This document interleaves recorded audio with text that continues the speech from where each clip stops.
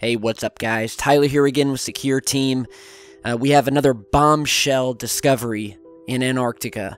And I don't know, this may be, well, in my opinion, is probably one of the more, if not the most, obvious, unnatural, anomalous structure that we have found at our South Pole.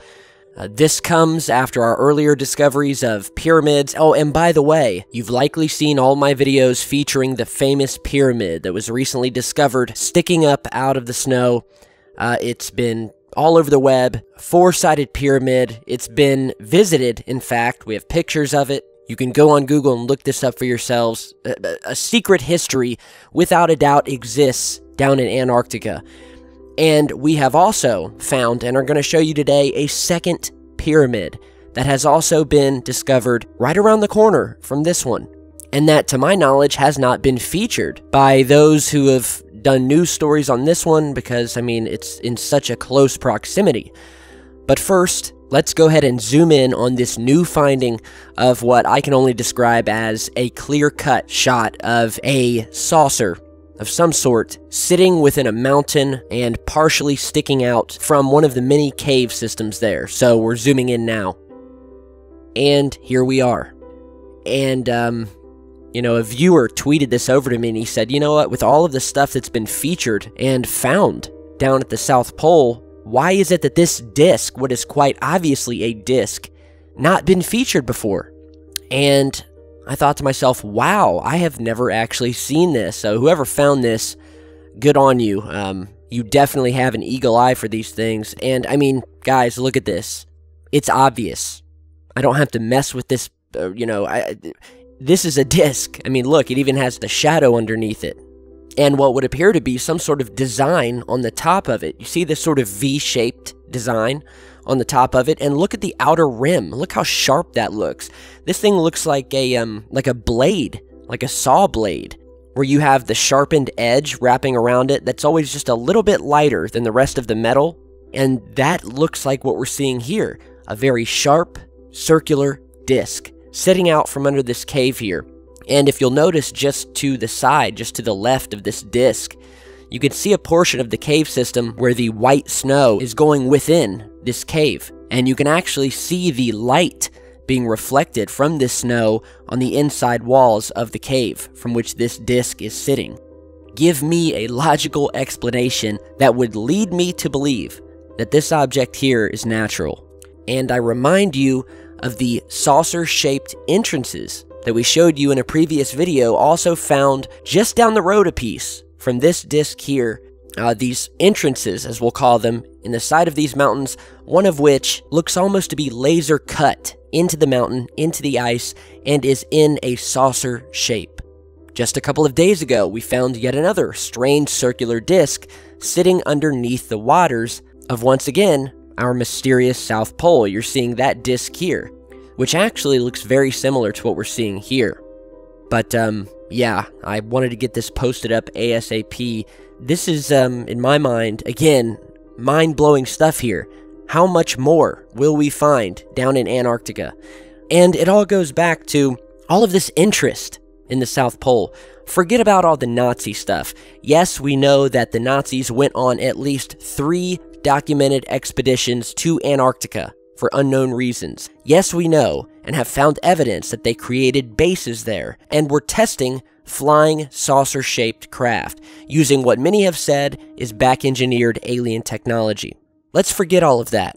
Let's forget that Admiral Byrd went down to the South Pole with a Navy fleet of 4,000 men and encountered flying saucers that were bursting out of the Arctic waters. And let's really forget when Mr. Byrd said that one of the greatest threats on this Earth does not come from other countries, but from a force located at the bottom of our planet.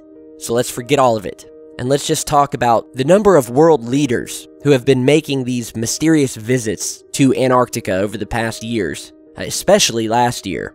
Whether it be the president, whether it be the Pope, whether it be Vladimir Putin, whether it be Secretary of State John Kerry, whether it be Apollo astronaut and moonwalker Buzz Aldrin.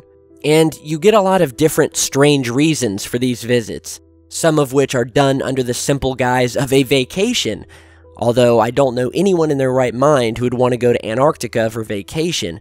Others are done under the guise of global warming. That's a big one. Global warming. Anybody can yell global warming as an excuse. That doesn't make it so. Bill Clinton became the first U.S. president to visit Antarctica's deep freeze base back in September of 1990. Many years later, we've had all of the people that I previously mentioned. In 2013, we had Prince Harry of Wales, who along with his royal family paid a visit to the South Pole. And what was strange about that trip was the description of why they went. When asked, they said that the trip was made to, quote, to highlight the extraordinary courage and determination of the men and women who have been wounded while serving their countries and to draw attention to the need to help in their career transition. A very strange statement, to which many people replied, well, why would it be necessary to travel to the South Pole to achieve such a thing? You could have easily highlighted the extraordinary courage of the men and women of the military in your home countries.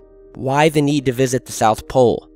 So many random yet notable politicians and government figures have been making their way down to this no man's land. Much of it has been said to be due to the discovery of this mysterious pyramid, and it's been said that there is an ongoing cover-up, that there has been a firestorm in the halls of government around the world, people who are trying to keep this pyramid under wraps and to hide the true reason for its existence.